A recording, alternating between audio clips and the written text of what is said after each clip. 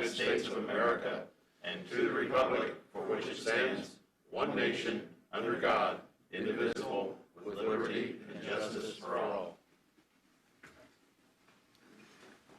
First item on our agenda is our election of officers. So, Doug, if you would, please.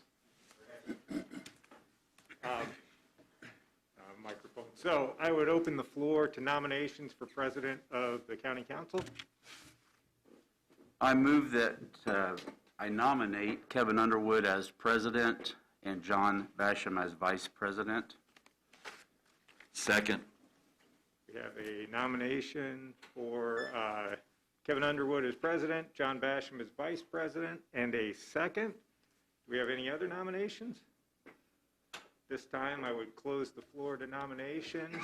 All those in favor of the nomination of Kevin Underwood to president and John Basham to vice president signify by saying aye. Aye. Opposed, same sign. Motion carries. Floor is yours, Mr. President. Thank you. First item following that is our auditor's financial report. In the packet, I've got two financial reports, one for the end of 2020 and one for 2021. For the one for 2020, we began 2020 with a general fund cash balance of $12,329,109. With the projected miscellaneous revenue, property tax, and a deduction for tax caps, our total available is $62,084,666. We deduct the encumbrances, the budget, the minimum balance established by council, and add in what we estimated as an unused budget. Our total available was $1,800,784. We did grant appropriations, and we also did a additional appropriation for revenue of $6 million. So we finished the year with a uncommitted general fund balance of $3,795,037. If we look down to 2021, these numbers are still there. I'm going to have a little bit of a correction here. The numbers are a little bit fluid when you get to this time of year. But we began the year with a general fund cash balance of almost $15 million at $14,988,895. And that obviously was higher because of the CARES Act revenue put into the general fund. We've now received the 1782 notice, which is the proposed property taxes, and we now have also received the official property tax rates. We used the revenue in the 1782 notice of $25,388,446.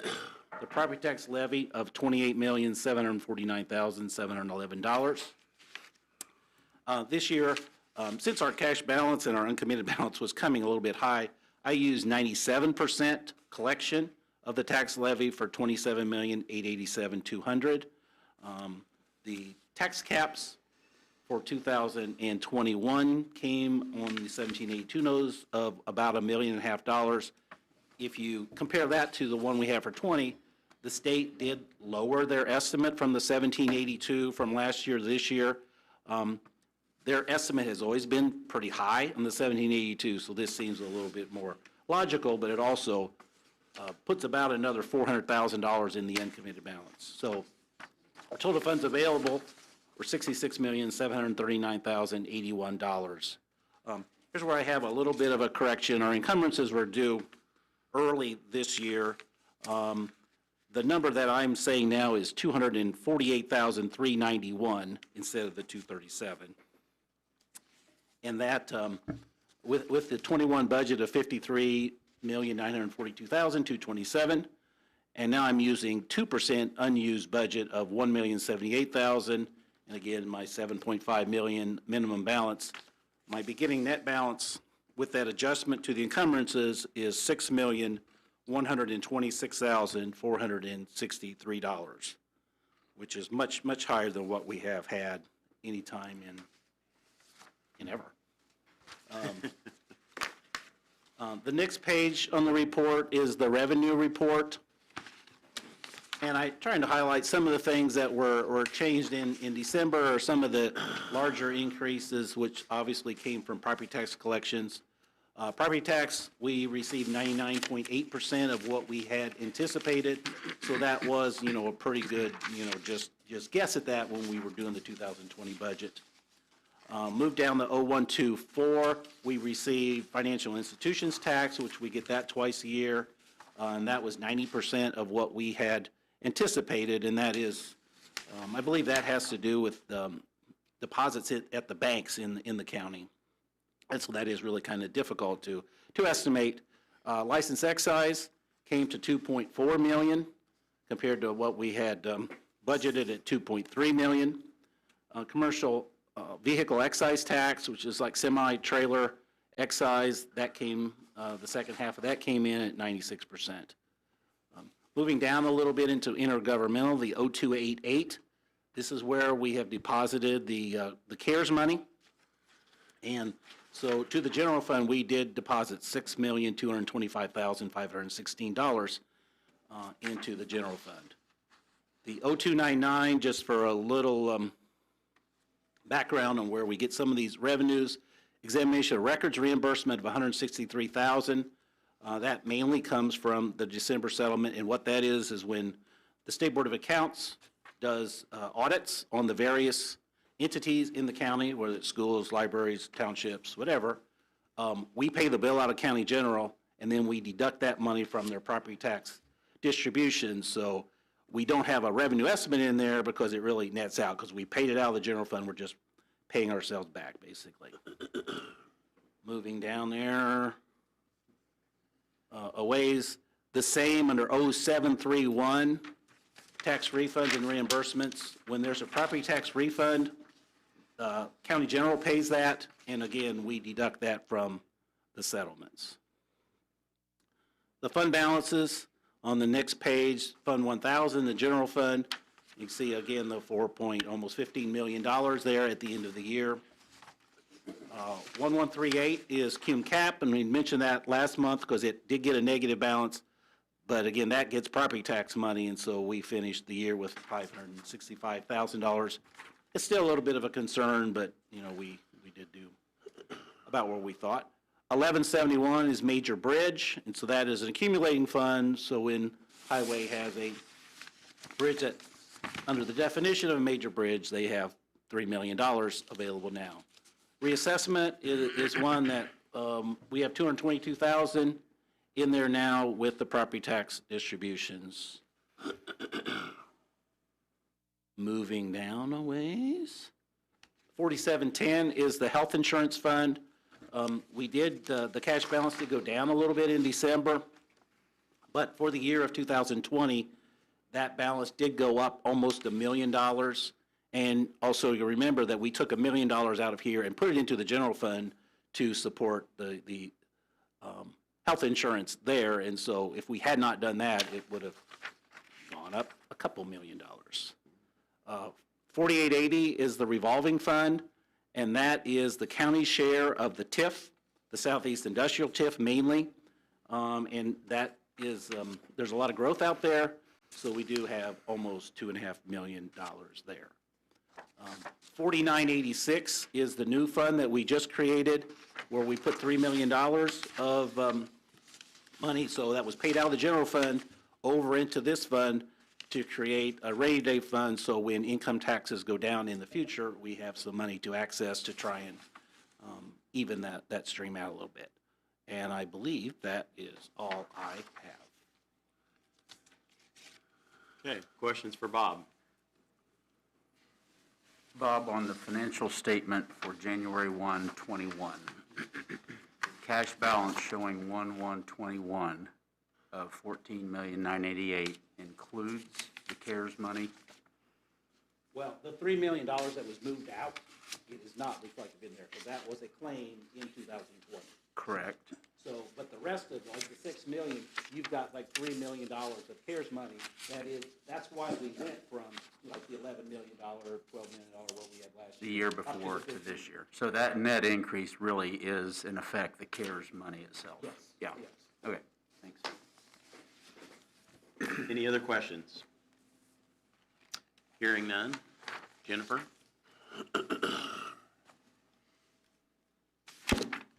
Good morning.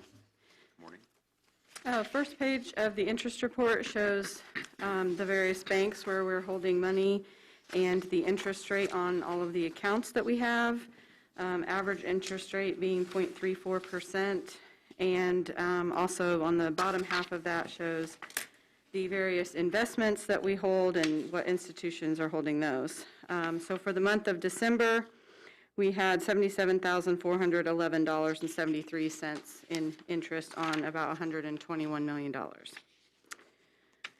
Second page shows where that interest is coming from, whether it's the bank or investments. And obviously with our bank rates being lower due to the pandemic and economy, we came in for 2020 at levels under 2018. But our investments, we had some long-term investments that held out and earned a little bit more than that right in between 2018 and 2019. But we did have a lot of bonds called last year. Next page shows the distribution of the interest. Obviously, the auditor's office is managing a lot more funds than what gets interest, so anything that's left over ends up going to the general fund. And general fund came in for the year at $802,800. That was about 97% of my revised budget of $825,000 for the general fund. So my budget for 2021 on interest is slightly higher, hoping that the second half of the year starts to pick up again. So we'll see. Total interest for the year then was $1.3 million. The very last page is just some updates I like to give periodically, generally twice a year. Nothing much of a surprise here. If you look at our spring and fall collection rates, slightly down from where they have been in previous years, but still not too bad considering everything that was going on.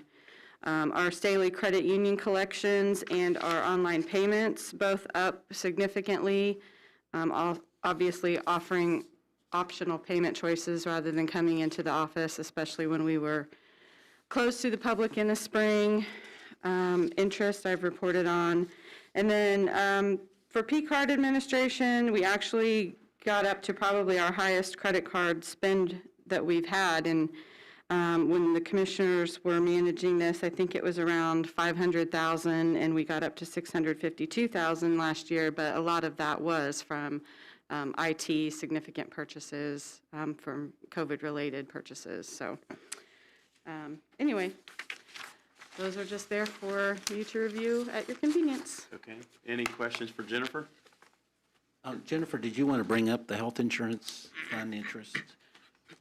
I had asked Bob whether or not the interest from health insurance was to go to the general fund like it did last year. I'm not sure how much discussion there was at budget hearings, or if there was any action, or if it was just until someone decided otherwise. We were talking about like back many years ago when Cume Bridge had multitudes of interest, that every year there was a motion, and whether we needed that to have in the minutes each year, or if it was once we did it once, it was a forevermore thing. I just have to go back and look at how we worded the resolution, because I know we had a resolution that transferred it. My guess is that it goes to the general fund until further notice, but I want to check that to make sure, and if you need another motion, maybe we can do that in February. Okay. Jennifer, I wanted to ask, on P cards, you said that they're up at the highest level. Are all of the features of that system and program, are we meeting the expectations that we had, whether it be rebates or efficiencies or whatever? I believe that we wanted to get up to the $500,000 mark, and hope to stay there with our purchasing, maybe even increase it, adding if credit cards will be accepted for our utility payments or something like that But down on the the back road. end, the So benefits are, things such as rebates, they're coming as planned. yes, they're coming as expected, yes. Okay. Jennifer, is it okay to hold on the interest from the health until February? I mean, I assume Yeah, I'm that's sure we'll okay. look at it and we'll know what to do within a few Okay. days. And it's fine. All right. And then I had a question going back to Bob, just real quick, on the encumbrances. You gave us an updated list. You may have spoken to that, and I'm sorry if you did, but is there anything unusual about this year's encumbrances versus years past? No, actually, they're down some. Seem to be. So, yeah, we try to encourage departments to. Sure. Get their bills paid. We have a claims period that ends at the very end of the year. So, yeah, it's not much different than before, but it is a little bit lower. Thank you. Okay. Any public comment concerning any of our agenda items for this morning?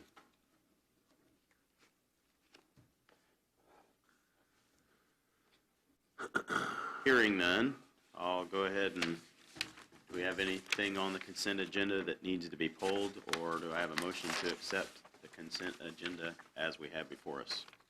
Mr. President, I'd move that we accept the consent agenda as posted. I'll second that. I have a motion on the floor from Councilman Basham, a second from Councilman Winger to, or not Winger, Murray. I put a W Sorry, instead of Ben. M. Sorry, Ben. Murray to accept the consent agenda as posted. Any further discussion? Hearing none, all those in favor say aye. Aye. Those opposed? That motion is approved. Additional appropriations, prosecutor. Mr. President, I move approval of the appropriation request for Drug Enforcement Fund 2507 as presented. I'll second that. Okay. I have a motion on the floor from Councilman Winger, a second from Councilman Murray to accept the prosecutor additional appropriation in Fund 2507 in the amount stated. Good Pat, morning. morning. This is my annual trip to get the money from our Drug Enforcement Fund. These are the funds that come in through our court orders on seizures. Okay. Any further discussion? Hearing none, all those in favor say aye. Aye. Those opposed? That is approved. Mr. President, I move approval of the grant appropriation request for the ICAC Grant Fund 8198 FF21 as presented. I'll second that.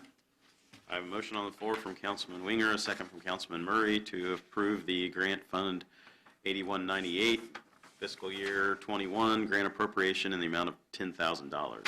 Discussion. Goes back to Pat as well. Anything additional, Pat, on this one versus the previous one? Isn't this your ICAC grant? For me? Yeah. Where you at? Internet crime. Oh, this is our grant we get every year from ICAC to do internet crimes against children. I'm sorry. Okay, thank you. All right. Any other discussion? Mr. President, I'd like to, is Miss Dullum out there today? She's online with us, I believe. Yeah. She had the opportunity to second the prosecutor. I didn't hear anything. Yeah. Makes me Yeah, wonder. that's what Are Ben- you out there? Dullum? She, Can't speak yeah, with our current system. right. So, Can all she- right, can any she further talk? discussion? Can she No, talk? She, No. no, She has to talk through Master I. right. Okay. Any further discussion? Hearing none, all those in favor say aye. Aye. Those opposed? Motion is approved.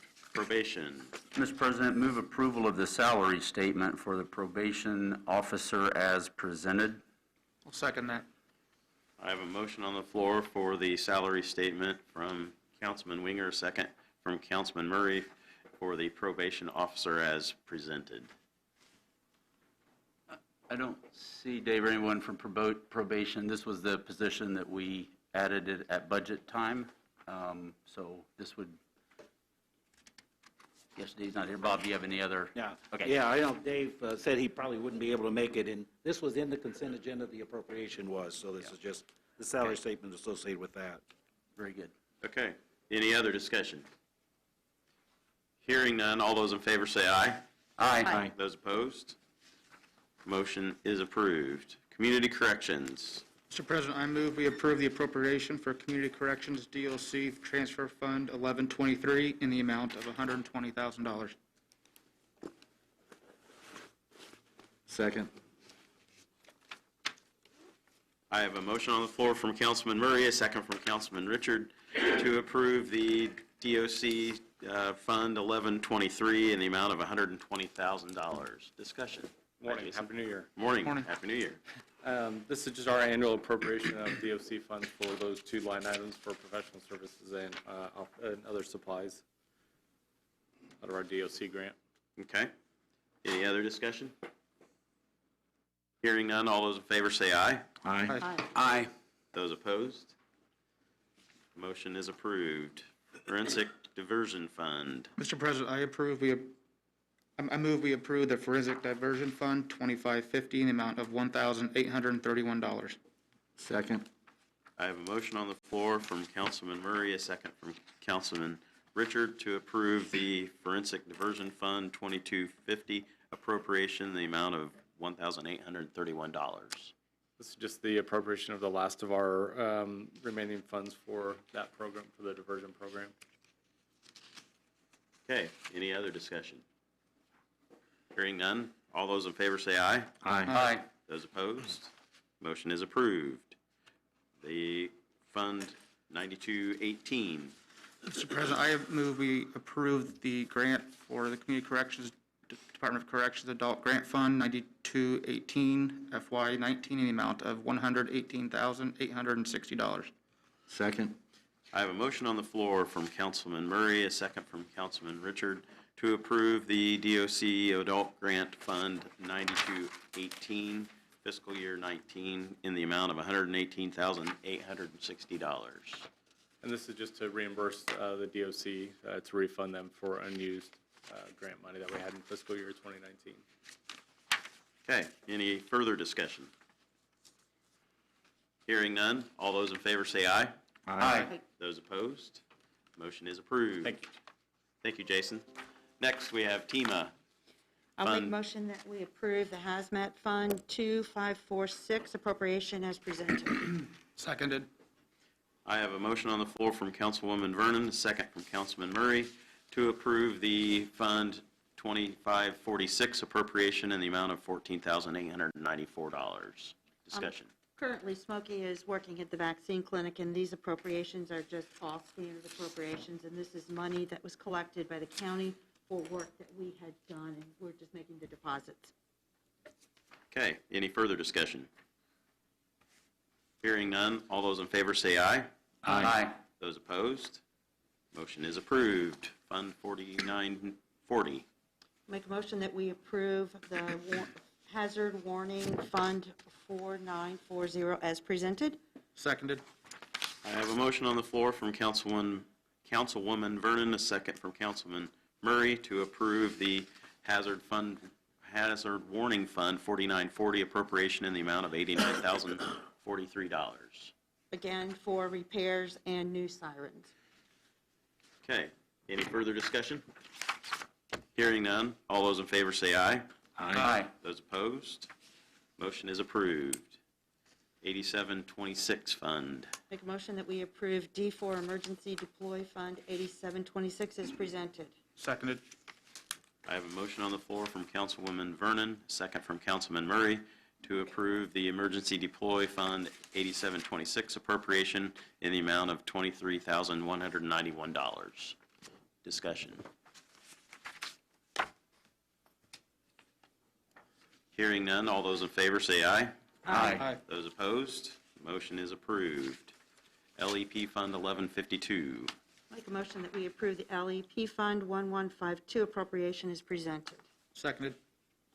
I have a motion on the floor from Councilwoman Vernon, a second from Councilman Murray, to approve the LEP Fund 1152 appropriation in the amount of $18,180. Discussion. Hearing none, all those in favor say aye.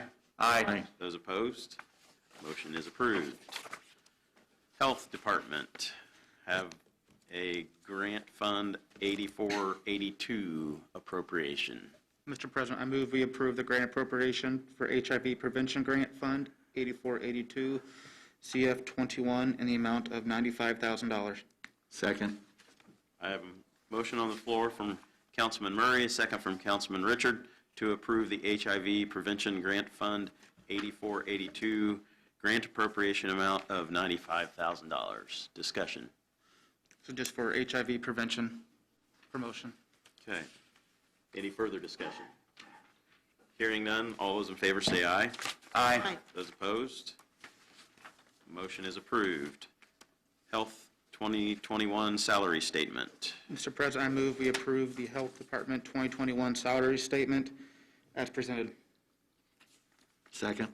I have a motion on the floor for the Health Department 2021 salary statement from Councilman Murray, a second from Councilman Richard, for the new position, harm reduction site manager, and in the amount stated.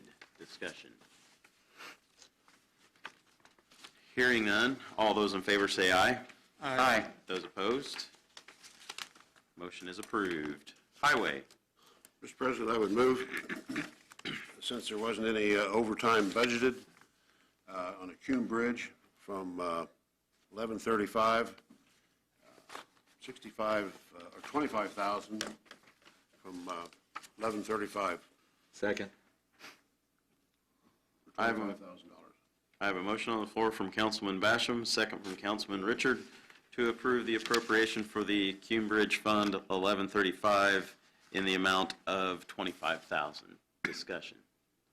This Stu. is simply the Cume Bridge portion of our salary for overtime to account for snowplow and emergency reactions that we just, as an oversight, wasn't included in our original budget. The funds are available. They were unbudgeted. Okay, any further discussion? Hearing none, all those in favor say aye. Aye. Those opposed? Motion is approved. Mr. President, I move that out of Fund 1176, we budget, or we approve 65,000, since overtime wasn't budgeted for Second. 2021. I have a motion on the floor from Councilman Basham, a second from Councilman Richard, to approve the MVH UR Fund 1176 appropriation in the amount of $65,000. Discussion. Same reason, our second fund that we use for salaries. Okay. Any other discussion? So Hearing it's none. the, Oh, go ahead. sorry, Mr. President, the request for appropriation was amended to, looks like to break out Social Security perf. That still equals the 65? Yes. Thank you. Okay. All right. Thank you for that note, Roland. Any further discussion? Hearing none, all those in favor say aye. Aye. Those opposed? Motion is approved. County share of the Surtax 4805 fund. Yes, from the surtax 4805, I would move that we, 3.2 million for our share of the bill for the County Road 500 and out by Klondike. Second. I have a motion on the floor from Councilman Basham, a second from Councilman Richard, to approve the county share Surtax Fund 4805 appropriation in the amount of $3.2 million. Discussion. This is just money that we've been short budgeting to build up a cash balance. There's about $4.2 million available in the cash. What this covers is tomorrow at the NDOT Ladding, our Yeager Road, Lindbergh Road from Klondike to 231 will be let, and our 500 North Safety Correction and River Road project will both let. Will be billed. We have about 2 weeks to turn around and respond to that, so we had to appropriate it now to be available for the county commissioners to make the payment. Long Okay. story short. Any further discussion or questions? Hearing none, all those in favor say aye. Aye. Those opposed? Motion is approved. Committee reports. With the new year, I'm not surprised. We don't really have much. New business, 2021 council assignments and appointments. We've got some movement with parks, assignments, letter related to that. Are there any other assignments that we need to make changes to? And Barry, I'll talk to you about Okay, departments, if that's all right. that's fine. Jody's replacement. Yeah. Right. You want to let him know now what he's got, or just take where Jody was? If, is that okay with you? That's Larry? fine with me. Okay, all right. We'll plan on that. We have a letter from Alan Neal, or John Gams, concerning the parks assignments. Is that acceptable to the council?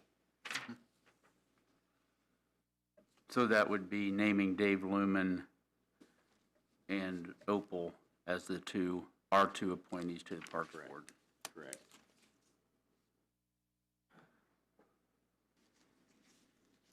I'll take that by consent unless I'm challenged otherwise. Okay. Any others that are noted that we need to attend to here this morning? I don't think I have heard anything from Benton County about the library board. About the library? I know that we have one that's expiring or Yeah, coming whether to the that end needs of to the be, term. I'll try and contact Benton County and see if Suzie Scott is one that we want to reappoint, if that's what their wishes Okay. are. That's the only other one that's expiring, isn't it, that I found? Yeah. Okay. So what do we need action on? The two Park Board appointments? Yes. And we're not ready to do Benton County's library, and we're not, Yeah, because we've not Or- heard anything from them directly on. okay, and who we're they not were. ready to do the Lafayette Economic Development Commission? Or we are? Well, I think we are. I Okay, guess I was didn't that even look Barry? at. Oh, well, that one doesn't expire. That one doesn't expire until 23. But Jody is But, on yeah, the list. Oh, that's true. council member. So we do need a replacement, don't we? And I assume that it has to be a council person, since when we listed as council person, That would be my guess. I haven't looked at the statute, but I'm almost certain. If we haven't prepared for it, it can be vacant. I think if we haven't thought about it yet, we should think Yeah, about it for a probably. month and then Yes, we bring back a should, nomination obviously. next week, or next I month. just looked at the date and didn't even look at the Yeah. fact that, yes, you're right. So a council member has to be on that. Mhm. Can't nominate right now. Doug, can you verify that for us, and then we can make the appropriate move next month? Okay. So, Mr. President, I move that we appoint Dave Lumen and Opal Cool to the two open positions for the Tippecanoe County Park Board. Second.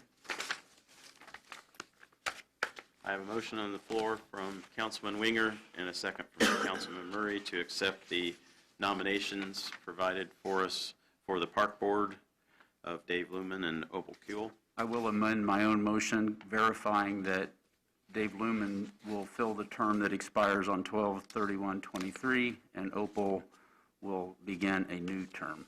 Okay, yes, good note. Any further discussion? Hearing none, all those in favor say aye. Aye. Those opposed? That is approved, and we'll leave the others vacant until we get further direction on the Lafayette position with the economic development and from the Benton County, the Otterman Library Board. and what about the other one, the department assignments? Barry is going to take We'll this. take all of Take the spots that Jody was on.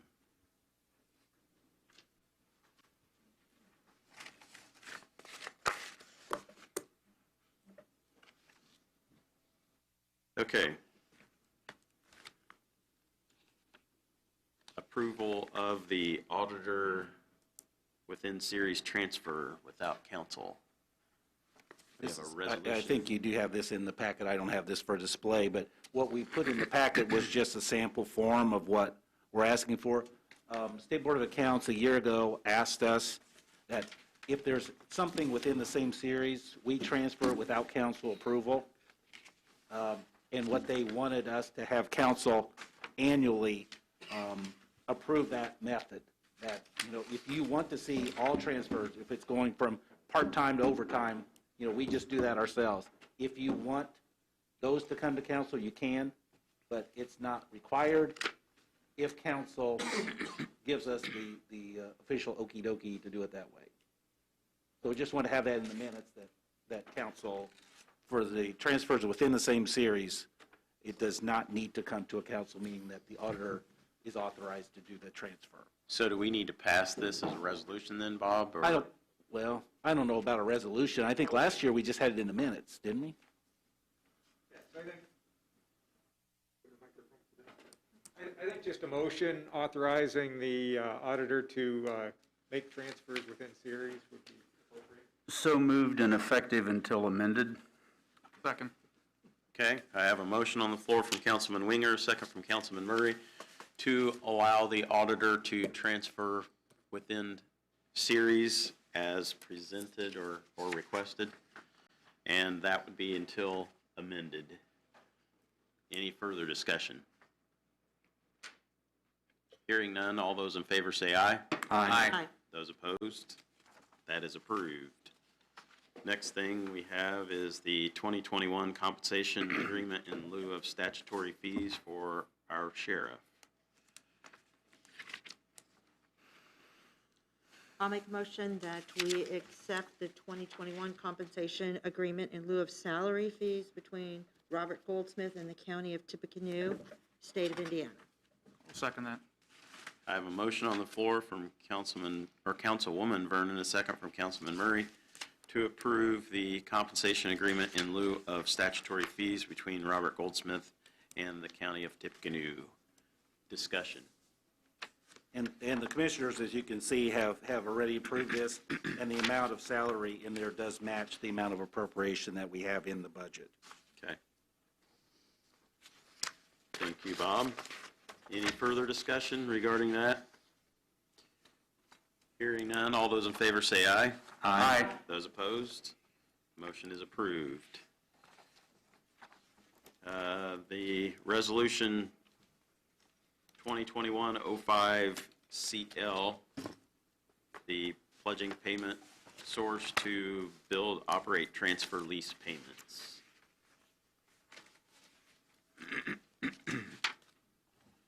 I'll make a motion that we approve resolution number 2021-05-CL as presented. Real quick, since we got a motion on the table, so you don't necessarily have to amend it. Bob can maybe get into this a little bit, but one issue that I think you're going to face is that, or that has arisen, is DLGF has not given us a definitive answer as to whether these lease payments will fall outside the max levy cap, and obviously that's critical to your determination of whether you will want to pledge taxes to this.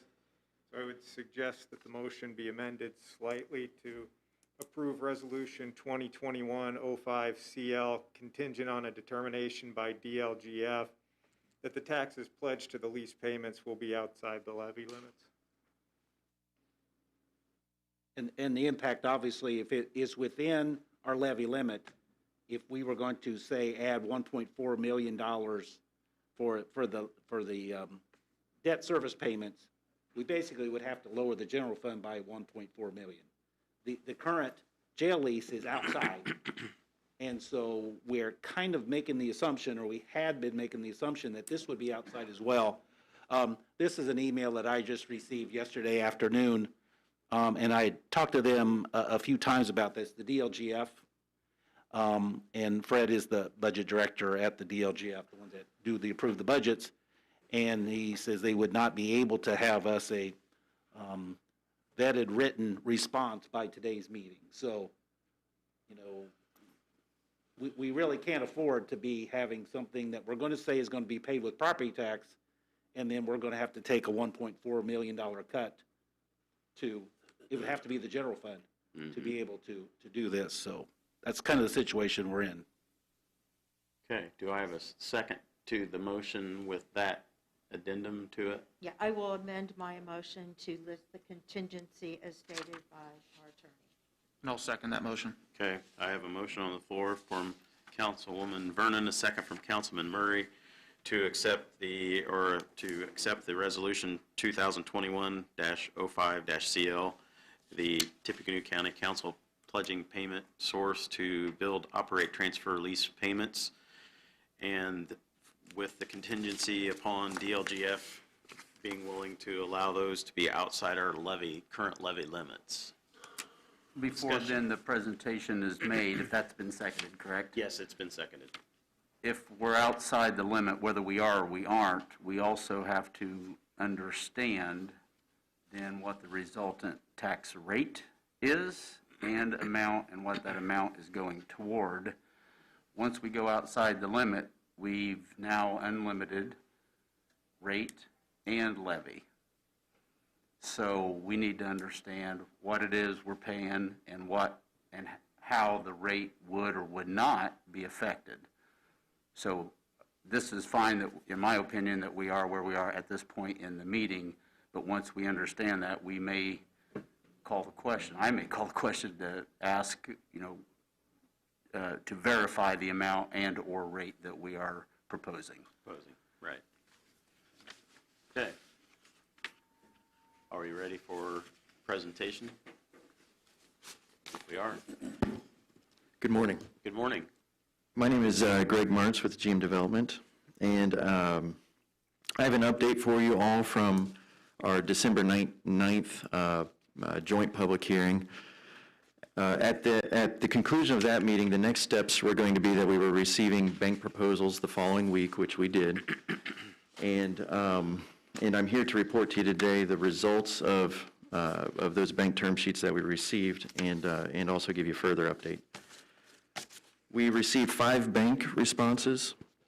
The rates averaged anywhere between 1.95% to 2.43%.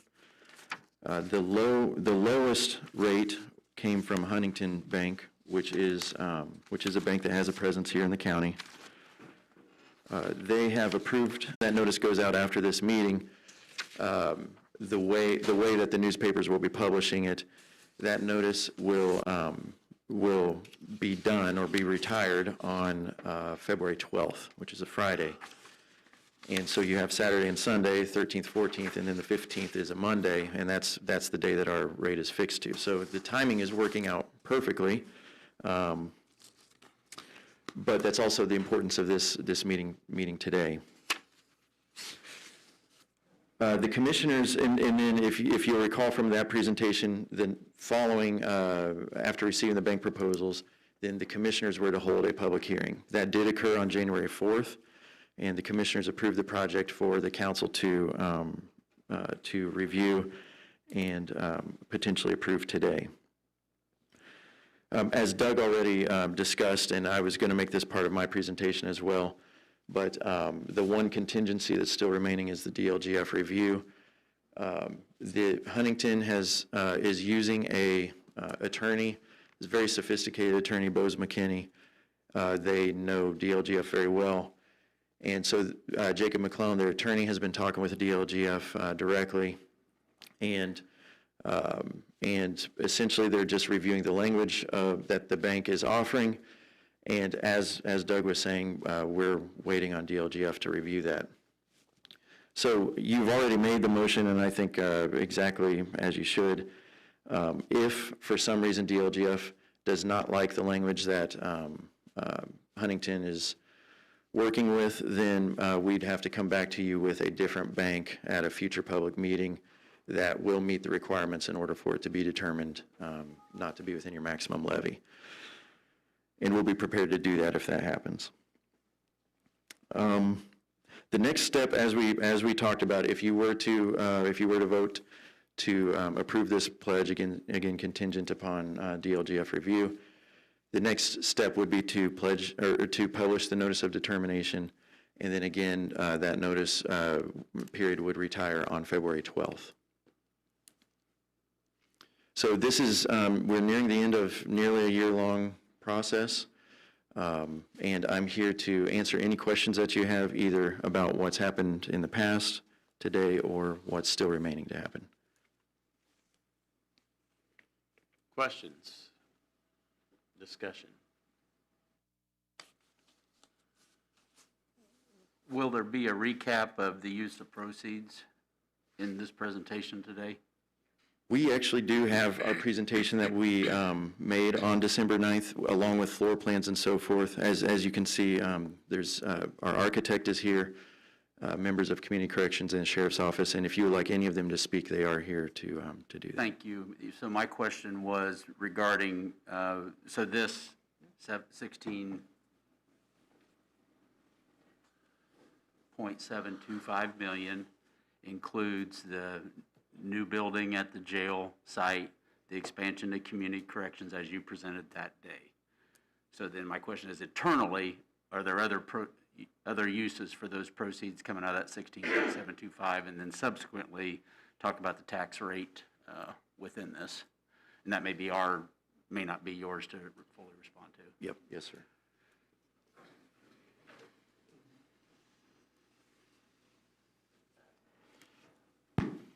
So, and Rob Barnes is here too from Hagerman, and I may ask him to correct me if I'm mistaken on any of these figures, but basically the cost of the two, the addition at the community corrections plus the new facility at the jail will be approximately $2 million less than that. So there is a $2 million excess in there that we're able to borrow if so chosen. And from what I understand, the tax rate will be based on that 16.7.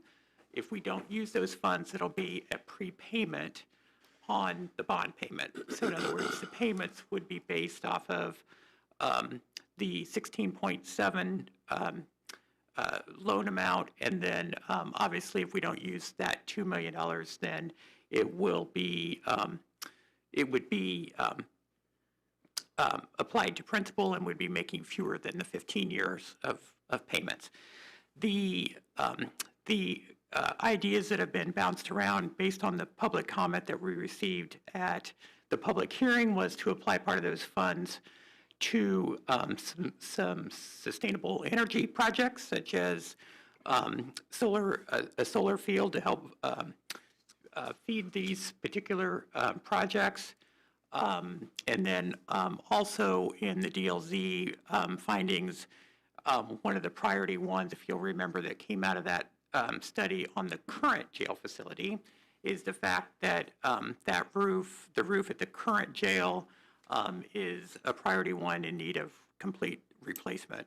And we had a very preliminary estimate done for that, and that is about $1 million project.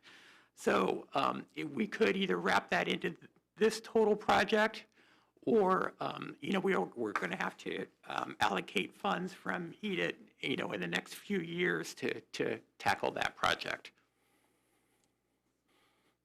So it's 14.7 plus 2, and of the 2, 1 would be the roof, 1 would be sustainable energy features that weren't already included. Or all sustainable, and not do the roof yet, or a combination thereof. And Tom, what then the tax rate by doing 16.7 versus 14.7 versus what we are currently paying today is what? Do you have those numbers? Well, I'll defer to Bob, but keep in mind that there wouldn't be a tax rate difference, because the way it's set up, if we don't use that $2 million, the tax rate is still at that higher level, but it's additional principal payment that's made up front of the $2 million, so it reduces how many payments we have to make. So in other words, we may only be making, 13 payments instead of 15 payments. What, I'm being the devil's advocate, what if we just wanted to fund the building with or without the energy features? What would the tax rate be? It would be the same, Greg, correct me if I'm wrong, but am I correct here? Yes. Yeah.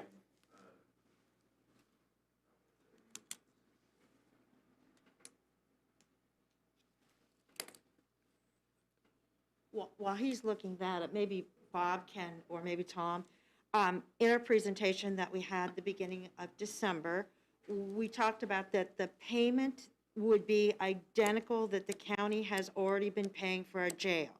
So, Bob, can you give me a comparison of those two numbers now that we have an interest rate of 1.95 and a 15-year term? What's what are the two payments? What do they look like?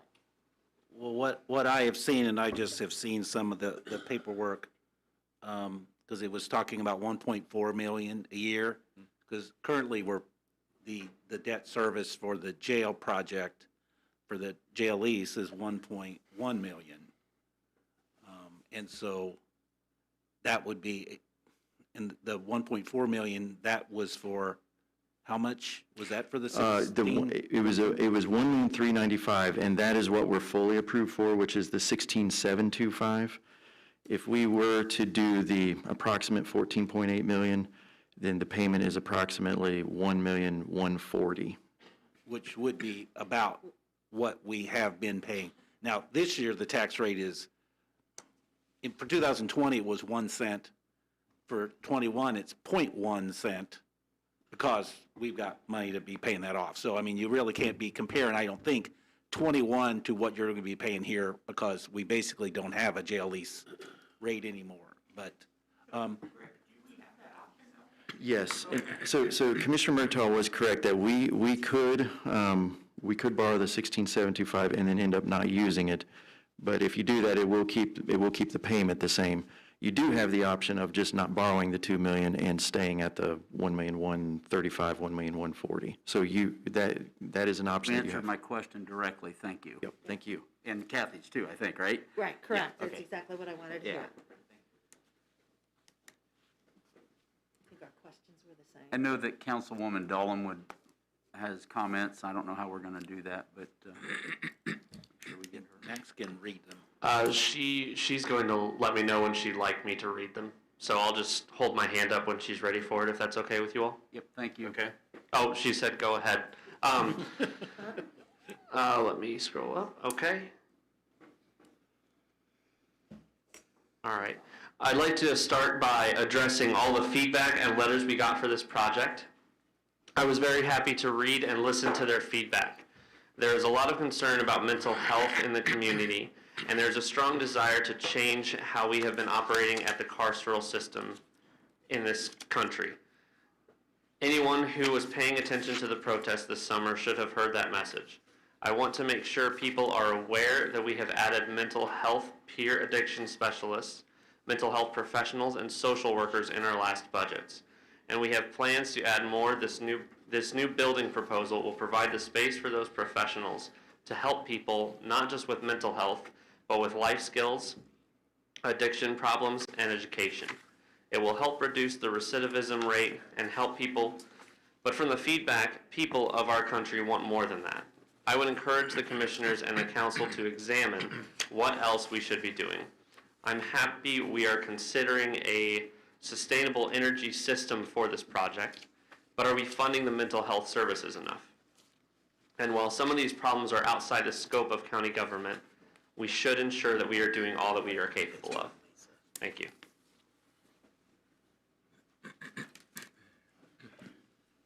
Bob, I just have one question, because you were just comparing, we were paying 1.1 million for the jail lease. This is 1.4, right, is what we're looking at. But wasn't the jail a 20-year stretch, and this is a 15-year stretch, so you are talking little differences there? I mean, I'm just trying to remember. So there is a little difference. Yes, this is like 300,000 higher, but but one was a 20-year versus a 15-year. So there is a difference. Yeah, but if we're looking at the payment, Yeah, Yeah, and exactly, and I totally understand 15 versus 20. I'm just looking at the payment of a difference of 300,000. Further discussion? Kevin, I have one that, and it may have been talked about, but the extra 2 million, could some of that money be used for the community corrections to be self-sufficient in prepping meals for their participants and residents there? Because how many meals a day is the sheriff's department sending down to community corrections? I guess those are things I'm not aware of right now, but I know it's a hardship on the personnel at the jail to prep that many meals and transport them each and every day?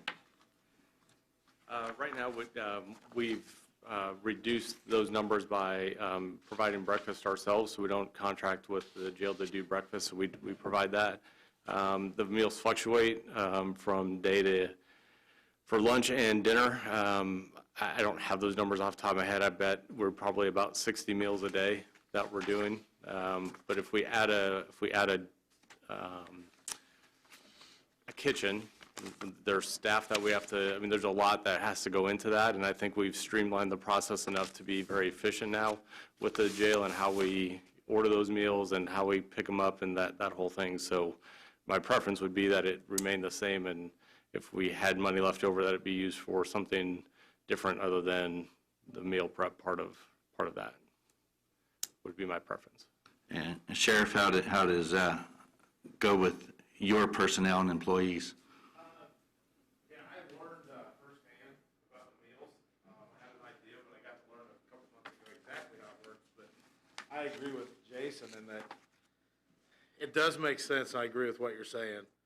But when you look at what we're trying to do now for the future, adding a kitchen, I think the money would be spent elsewhere a lot better. And I mean, it is like it's a machine back there, how they do it, and it really doesn't cause any issues at all that I saw. And again, we did it for what I did, 2 weeks, firsthand knowledge of what they were doing. It went really well. They even bought their own stuff, and you don't mix it up with the other dishes. I learned that real quick. Well, that's good. I just wanted to make sure that wasn't, if it was something that we could help both the community corrections and the sheriff's department. I mean, if we could, it would be great, but we both cut a lot of sacrifices, and, you know, sitting in the room and cutting on as much as we could to get to where we are, I think it's absolutely great. I think it'll really be great for the county in the future. Good. Well, thank you. Mm-hmm. I agree with Lisa's comments. I think we have to continue pursuing what's effective. I feel like we have an opportunity to more fully communicate the fact that we are not starting from zero. Just last week, talking with the Public Defender's Office, they had a wonderful experience with a client through Riverbend who we fund to a great extent in dealing with one of their clients in the public defender system in pursuing and receiving effective mental health treatment, which righted the ship in this person's life. Reached out to the people at Riverbend, and just one example. And a one-off data point doesn't solve the problem, but it caused me to recall that we aren't starting from zero. And what is the number that we fund annually for our mental health levy? I believe it's about 1.5, but that goes to Valley Oaks. Valley Oaks, I'm sorry. Not to Riverbend, that's I'm two sorry, different. yeah, just using it, yeah. But the network that we have, the Valley Oaks that we support, the Riverbend, but more importantly, the network that Jason, Community Corrections, United Way, Mental Health America, Sheriff's Department, so many in the Health Department and the county involved in the Recovery Resiliency Network, it's coming. Now, is it going fast enough? I don't think any of them would say, yes, it is, but they're leading the way. So whether it be Riverbend or Valley Oaks, we're supporting mental health in the county. We can do more. The other thing is, I'm guessing when that network starts saying, okay, let's add this service, and I know Bob's gotten grants at the jail for in-jail treatment. When they're saying, okay, now what are we going to do? They're going to have a place to do it. And then we're going to be faced with, well, do we build another building somewhere? And right now, by providing at least this community corrections addition, I think we've got some space that we don't currently have. So I fully support this. Is it enough? Absolutely not. But we got to go a step at a time, learn what works, what doesn't. I still want to talk about this use of proceeds and what we do above the 14.7, but I think that's a piece of fact that we need to get out there in our community. I would concur with your statement, Councilman Winger, along with Councilwoman Dolan. I think there's an opportunity through programming to meet the needs of some of our community members and citizens as well as it relates to both substance abuse and mental health, potentially prior to actually going to the jail. I think there's an opportunity there. I am not an expert. I'm not going to claim to be an expert, but I do think there's an opportunity that we have in front of us now to continue to be forward thinkers in leading not only, our region, but also the state and supporting our citizens.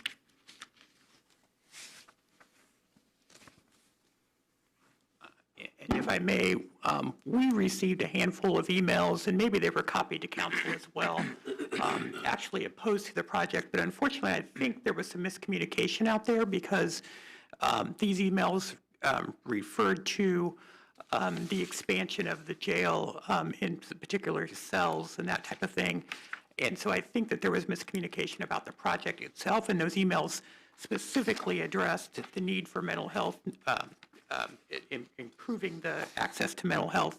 So I have responded to those emails, but I just want to make that point, clarify that this is truly, we, as you all know, we looked at that DLZ study and, it showed our, we had an option of building a new pod on the jail for $35+ million within a few years. And, we collectively have made the decision, I think, that it's smart instead to move forward with this option, which is to try to change that tide and to provide help for those that are in the system and hopefully reduce recidivism. So that's where we, I just wanted to make sure that, the public was aware of that as we address this.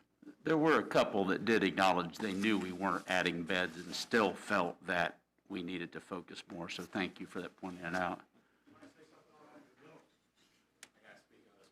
Mental health's a big thing, but I think what a lot of people watching in the emails and some of the phone calls I received in emails, they don't understand that last year when we redid the contract with Quality Correctional, we have 80 hours of mental health services in our facility a week now.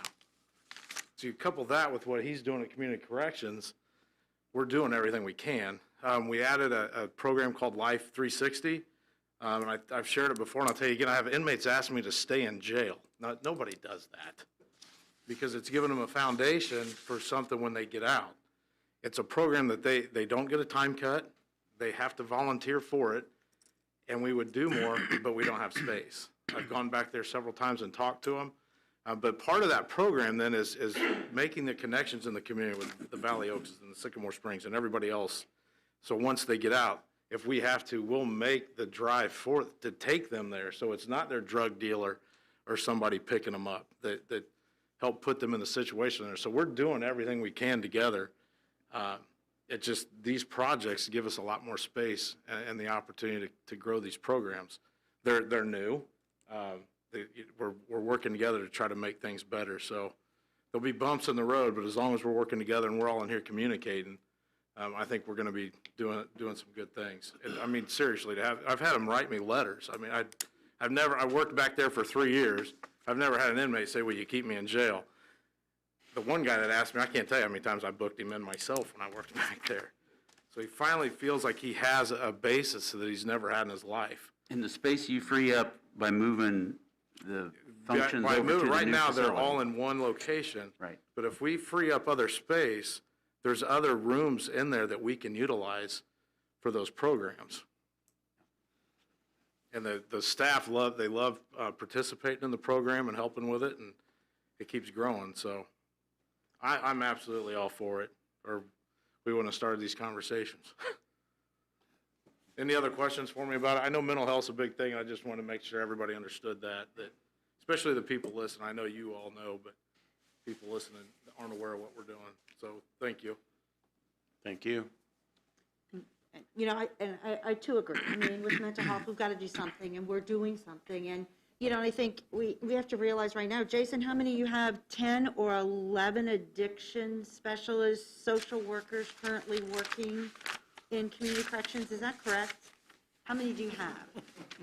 Because because I have this question of you, because we saw in the drawing that there were 10 or 11 cubicle offices for addiction specialists, social workers, correct?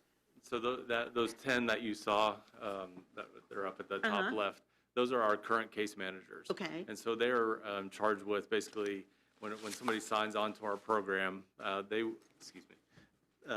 will sit down with them and basically develop their plan through the system with us. So I kind of equate them to when you go to your high school counselor or your college advisor, here's the courses that you need to take to successfully complete, and here's what we're going to do to help you. That's kind of how we equate our case managers. So they're there to guide them through and set up those plans. We currently have one licensed addictions counselor on staff, and we contract with the health department for peer recovery coaching. We've been approved for a second licensed addictions counselor as well as a mental health counselor for this year. And so what happens is with our building, the current administrative hallway that we had becomes our behavioral wellness and education center.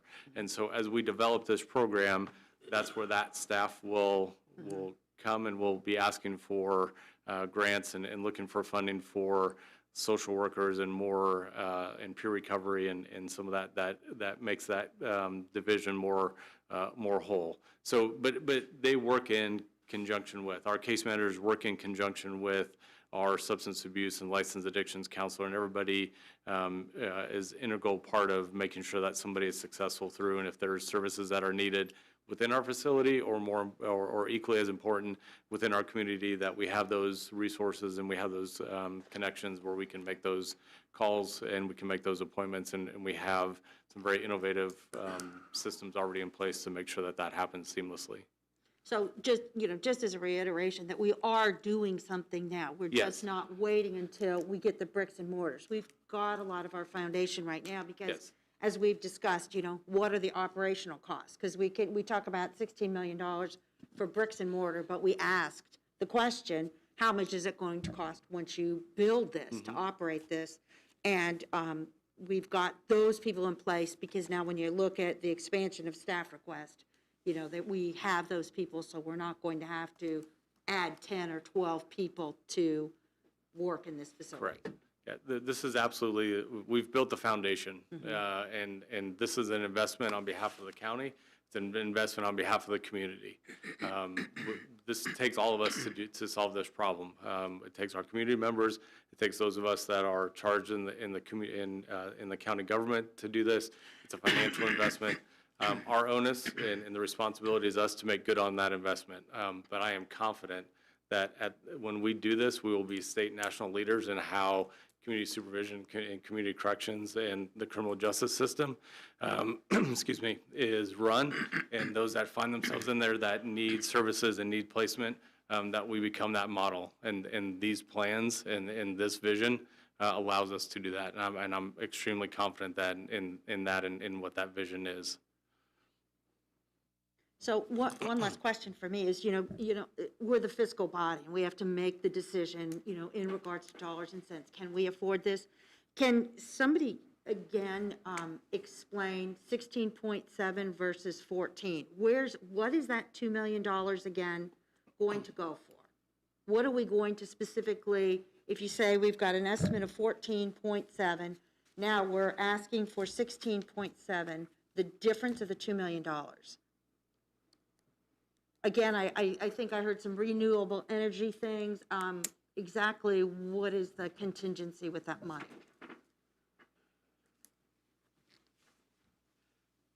In the end, the bottom line is that it can be used for any tax-exempt purpose. So from the IRS's perspective, you could use it for any tax-exempt purpose. In this case, what has been estimated or being looked at as options for you to select are potentially solar or sustainable energy type proposals. That you could use the entire $2 million for that or a portion of it. And then I think the second thing that has been most seriously looked at is a roof replacement, which was shown in the DLZ study as a Tier 1 need, but that could probably be delayed for 3 to 5 years if needed. So I think that the question here is as far as that topic would be, should it be taken care of now while everything else is being taken care of, or should it be delayed and addressed here in 3 to 5 years?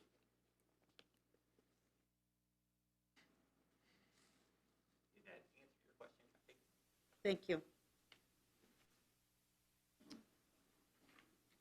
Any further discussion?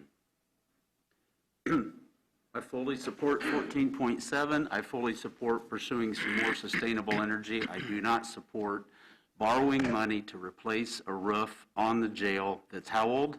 20 years? That's what I've heard. Is that correct? And I respectfully disagree with the philosophical approach that it's 15 years, not 20. We're asking the taxpayers, including ourselves, to fund an additional X. Whether it's financed 1, 0, 1, 20, 15 years, it doesn't matter. And I know EDA is tight, but just this year, what did we fund? 22 police cars?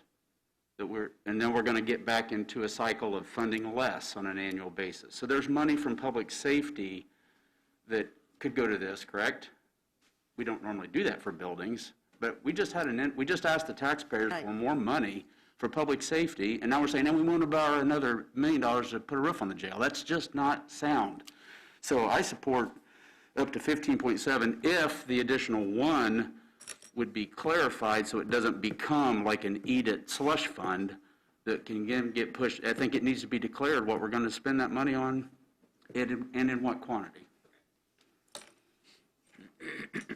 So just to clarify, what the recommendation would be an additional $1 million, but strictly for sustainable energy component to the project. The other thing that you said as a possibility was making early payments or what? I mean, wasn't that one of the early comments about possible use of proceeds for that? Well, and I think Greg corrected me on that. I thought our only option was to use the full So that was 16.7, and then if we only spent the 14.7, then we had to put the $2 million as an early principal payment. What's a reasonable sustainable energy or energy efficiency, or what number means something that's not extravagant?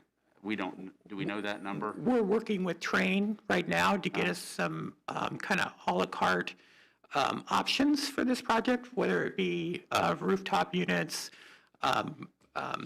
units that go above the parking lot, or something that would be west of the community corrections project in some ground that we currently own.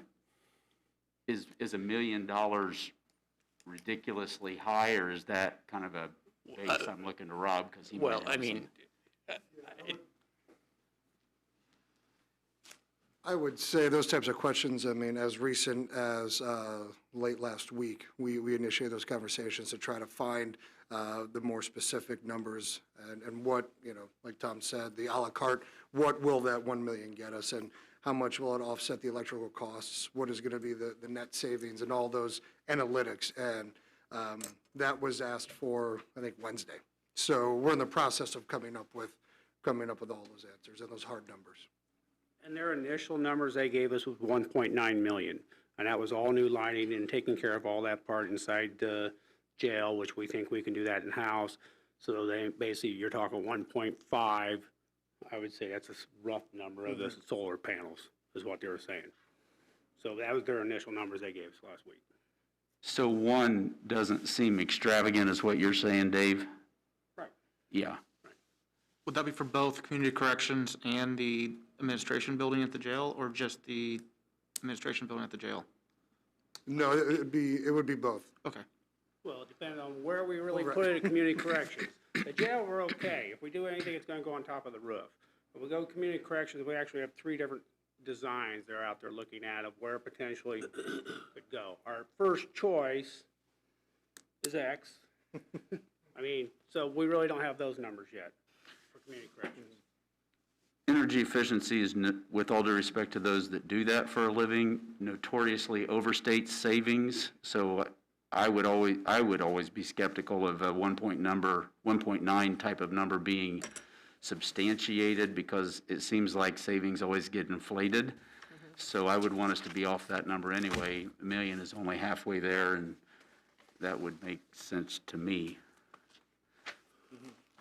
Agreed, and that's why we've asked for them to take a genuine deep dive into it. I mean, the initial conversations were I wouldn't call them rough estimates, but they had done some good due diligence in terms of assessing the current energy needs and the current energy usage and what the proposed improvements, how much that would offset. So they have been digging into it, but we'll incorporate those numbers probably the next couple of weeks or so, but to make sure that they are actually accurate.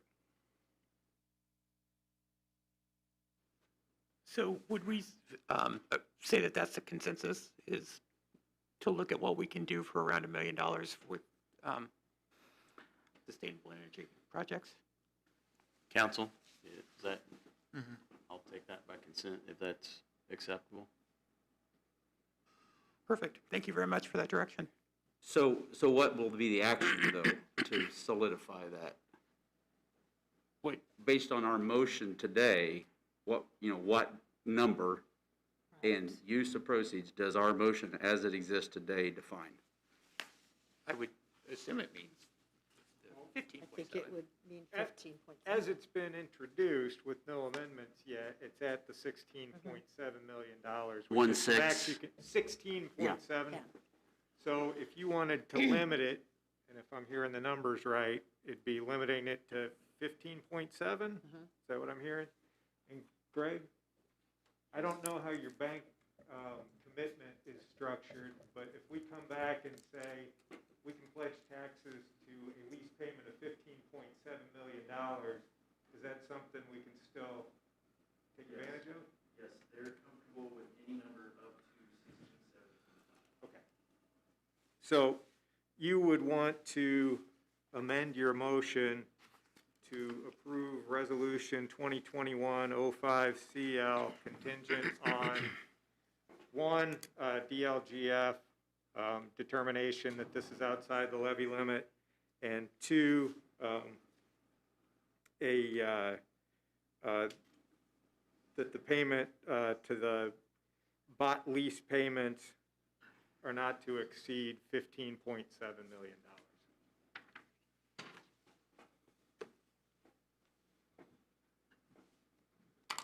So moved. I will amend my motion to do this 15.7.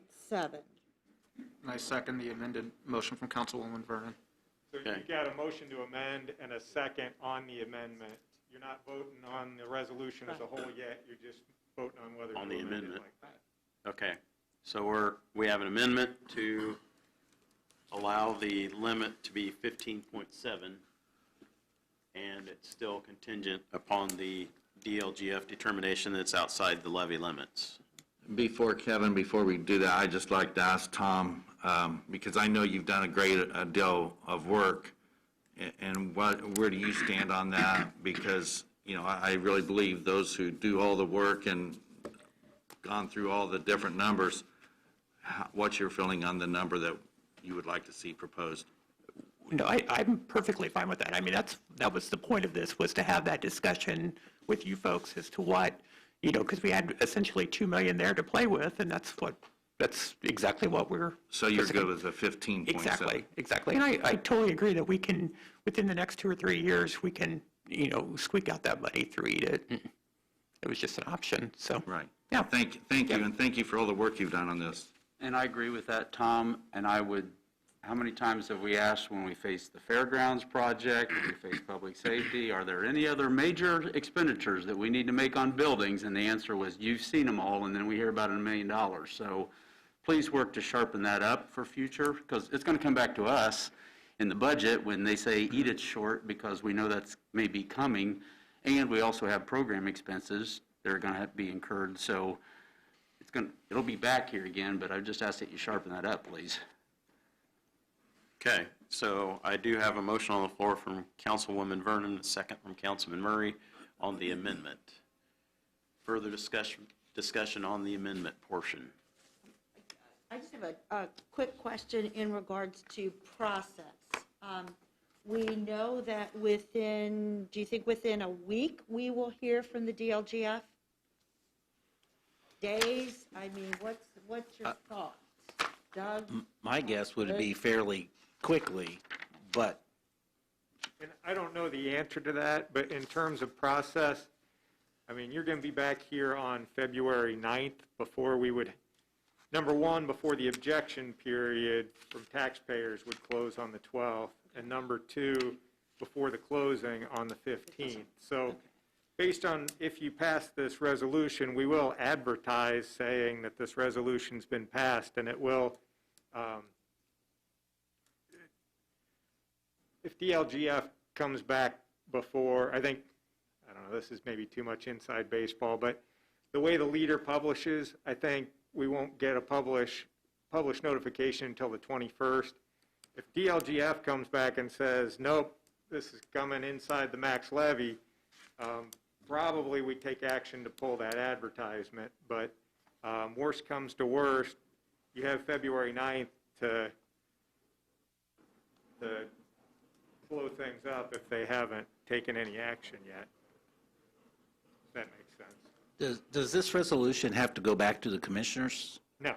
Because there is no number in this resolution, I don't believe, is there? I No, don't there see it. isn't. And what I would propose is that if you pass this amendment, I would add that $15.7 million number into, I think, paragraph 1 of the resolution that talks about lease payments. And so then it would need to go back to the commissioners if you're going to... No, they didn't have their number. They didn't have... Oh, this was not passed. I was thinking this was, I'm getting confused with the sheriff's contract. This one was not approved by the Right, commissioners. the commissioners passed their own resolution, which is just fine, no matter what you guys do. Commissioner? And Greg, just give me some updated info. If we, if basically with at 15 million, it would leave us 875,000 for sustainable energy projects, which we can make work. But if we wanted to dedicate a full million, the amendment would need to be revised to have an amount of 15,825,000. Does that make sense? Did I confuse you? Where did that number come from, that updated number? From, with the fees of doing the project and so on and so forth. Oh, I That's see. what- Yeah. But if that cost was the full million, you would still have the option of pulling some money out of public safety. We could. We could. You're exactly right. Yeah. But whatever number you're picking. You're exactly right. Okay. Okay, are we all satisfied with the amendment? Any further discussion on that? Kevin? Yes. I don't know if I can get my screen back on the... Okay. And I don't know if this is worth anything. I thought Roland was kind of alluding to this half hour ago or so. And this is something I had done earlier. And you can kind of disregard some of the things here. But like for 2020, our tax rate was 1 cent, and that generated like $822,000 of revenue for the county. And I just used, if you had a house with a gross assessed valuation of $100,000, and with deductions with the homestead sort of thing, that was $3.22, what we had now.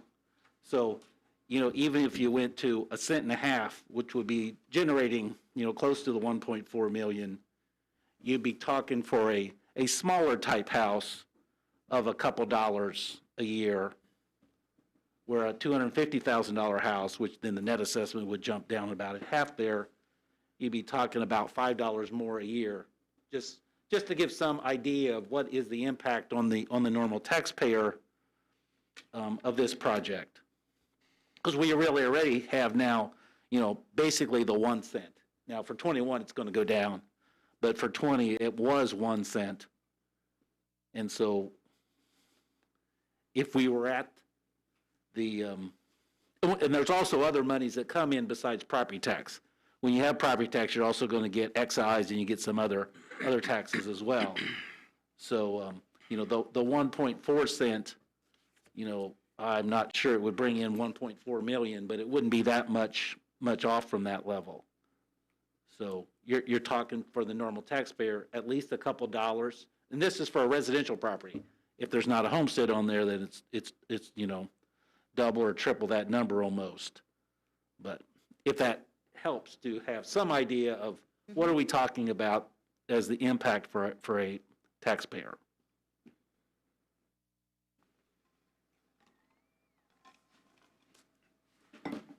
Okay.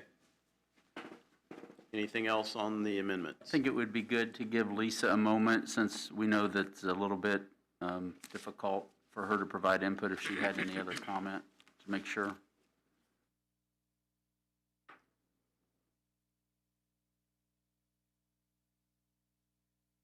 Can you send that out?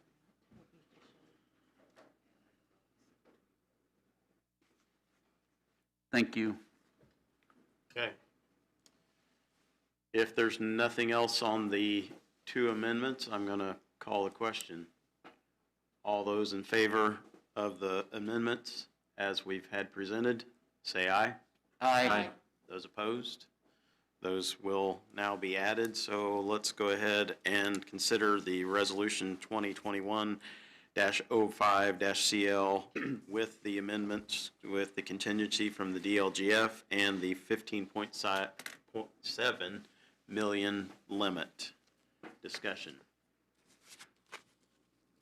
Hearing none, all those in favor say aye. Aye. Those opposed?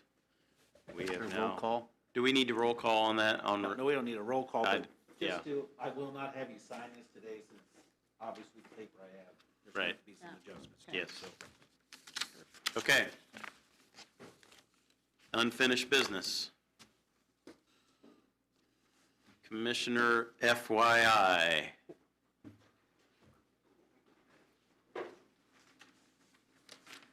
All right.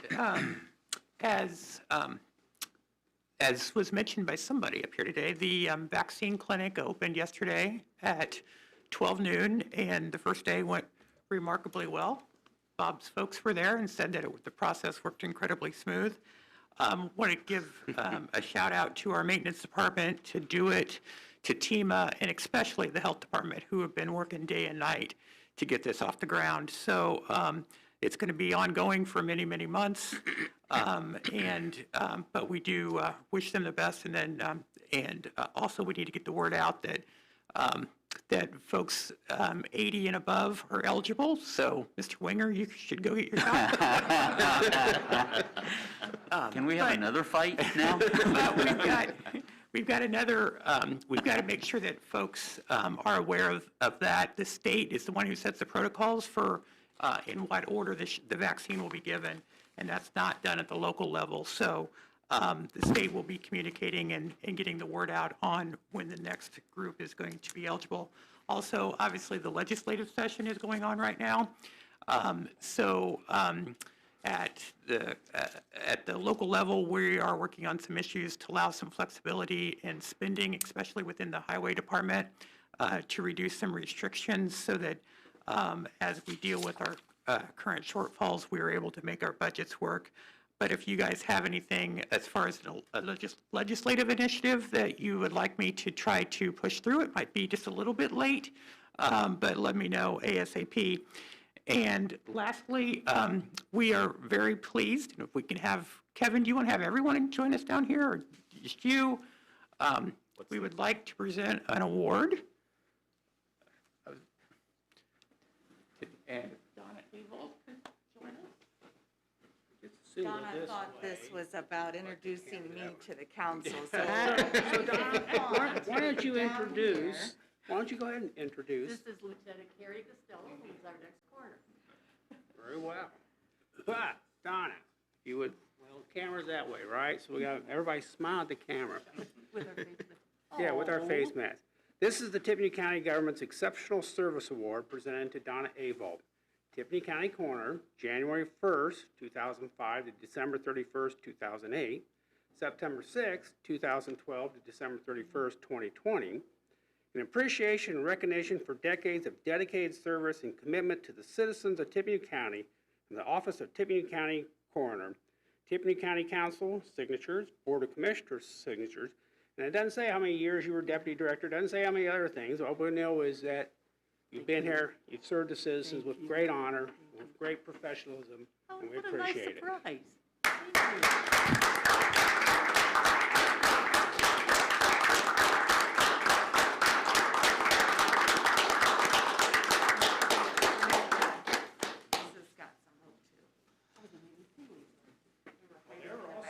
Good morning.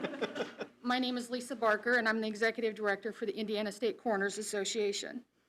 On behalf of the association, we'd like to recognize Donna Avalt for over 21 years of dedication, service to our association, Tippecanoe County, and the state of Indiana. Alongside of her husband, the late Dr. David Avalt, they made the Tippecanoe County Coroner's Office one of the best in the state. Donna contributed many years and hours to the betterment of death investigations. It has been an honor to work with Donna all these years, and her wisdom and experience will sure be missed. And you even set the clock.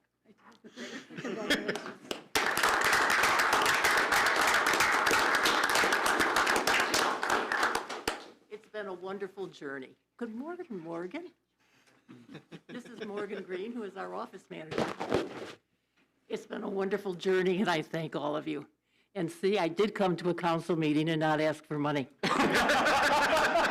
I promised Roland I would do that. Thank you all. Oh, perfect. Thank you. That's awesome.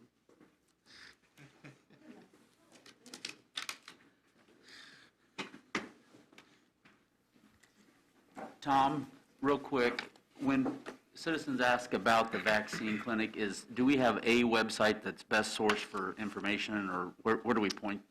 Yeah, boy, I do not recall, it's on the state, both on the state's website and there's a link at our county's health department website. Go to our homepage? And then go to the health Flash department. up there? and Okay, yeah. great, thank you. And also, I heard on the news last evening that TV 18 also has a link and instructions on their website as well. Exactly. Great, thank you. Okay, any public comment for us this morning?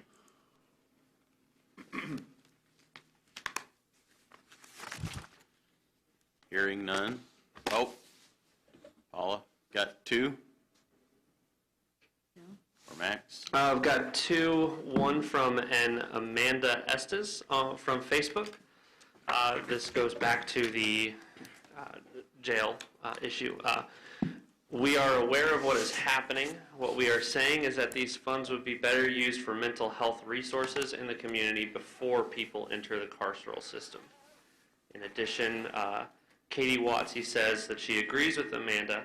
This is exactly what my letter expressed too, that we should invest in services that prevent people entering the carceral system, i.e. investing in mental health services, food security, etc.